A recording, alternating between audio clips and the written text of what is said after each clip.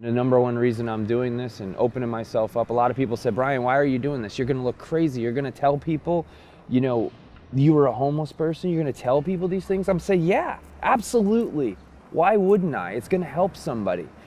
Potentially there's somebody that's going to be watching this that's going to say, you know what? I was going to give up. I was going to kill myself. I was going to continue drinking. I was going to leave my wife. I was going to leave my children too. But if this guy did it, I could do it. Anybody can do it.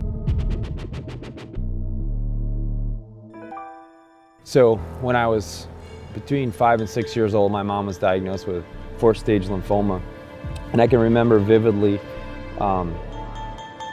my family coming home from the hospital and secluding me to talk to me in a specific area. And I knew as a child, I remember it vividly at that age right now as I sit here and talk to you, the fear. And it was, Mom probably's not going to make it. You know, to a 5 or 6 year old, you have to definitely prepare them for something that seems imminent, or at least the doctor said was imminent. And my duty as a child, in my own mind, no one put this upon me, was to keep my mom alive. And that fear of abandonment started there. And fear of abandonment is a big issue with, you know, anyone that's, whether they're an alcoholic, an addict or not. But the fear of abandonment for me started there.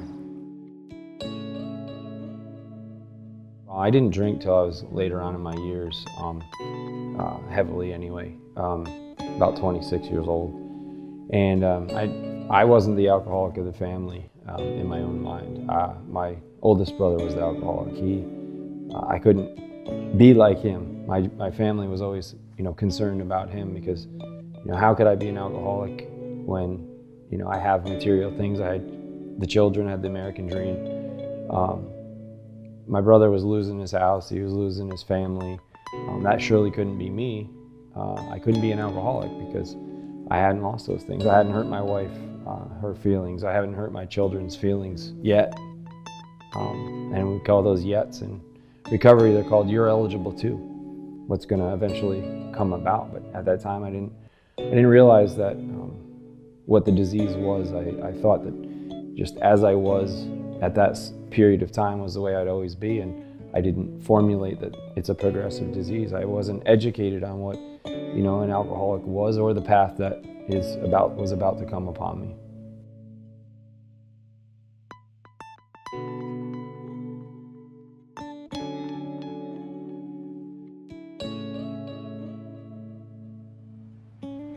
And I would drive by this convenience store on my way home from the office every day, and I would see this man. He was homeless at the time, and he was living, I believe, in a bread truck behind that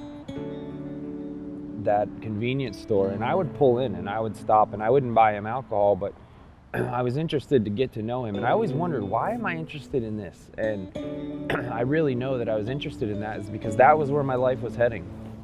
I know it seems really crazy and doesn't make any sense, but I was truly interested in, it was almost like it was sealing my own fate, because I didn't know about the disease of alcoholism. I didn't know about, I knew I had a drinking problem, and I knew I didn't want to stop.